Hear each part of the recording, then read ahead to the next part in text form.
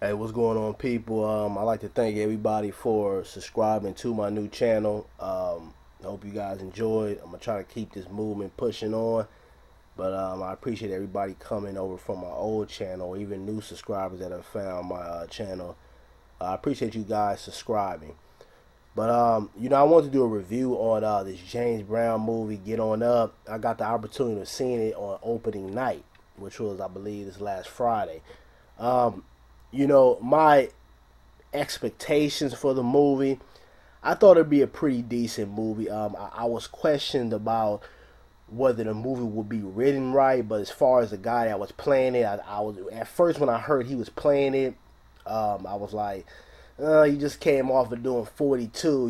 It's kind of like it's a little soon to be seeing him doing another biopic. Although I know it was good, it was a good move on his move as far as his career. But when I checked out the movie, first of all, I want to say that the wardrobe and the makeup and everything that they had, um, the brother playing, I think his name is Chad something. I forgot the brother's name, but the makeup and the wardrobe and everything was on point. They had this guy looking pretty much, exactly like James Brown, a little taller, but he looked like James Brown. The movement was legit. I wouldn't say it was as sharp, but it was legit. He had the moves down, the body movement. He had that down.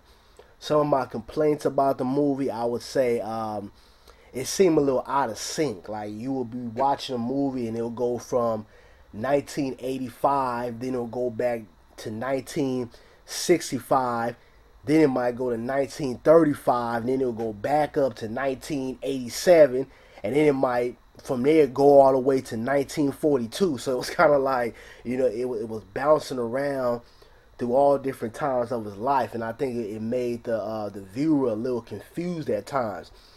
And then there was a lot of unexplained scenes. They would go to a scene and then uh, digress from it for a minute, and then 20 minutes later come back to that scene again. So it felt like it was a little out of order at times. The acting was pretty good. I thought the acting was on point, but it seemed a little out of sync. There was a scene where he had saw his mother after not seeing her for several years, and her abandoning him as a child, and it kind of went to that scene and left, and then it came back. I'm like, okay, what's going on? You completely abandoned that scene, went to something else, and then I think about 20 or 25 minutes later, it went back to the scene where his mother came back. So I'm like, okay, and it was a lot of things that were a little confusing, but I did follow the movie, but it was a little confusing at times.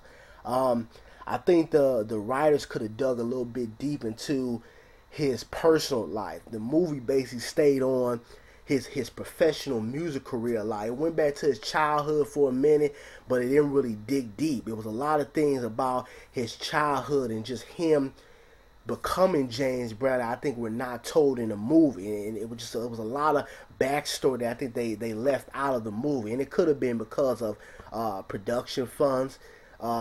It could have been the family, because I heard the family had a lot of things that they wanted to put in the movie and they didn't want to put into the movie. And this movie actually took a long time to make because they had to get the permission from not only James Brown, which took several years, but before he died, he gave him the okay to do the biopic.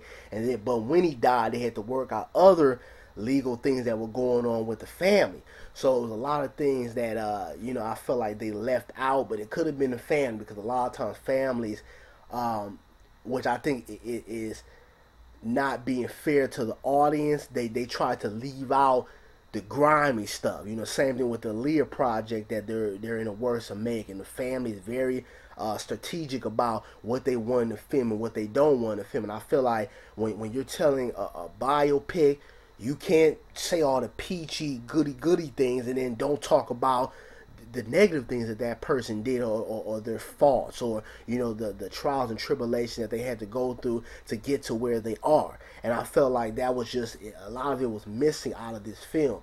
But overall, out of 10, I give it 7.58, out of 10. It's a fairly decent movie.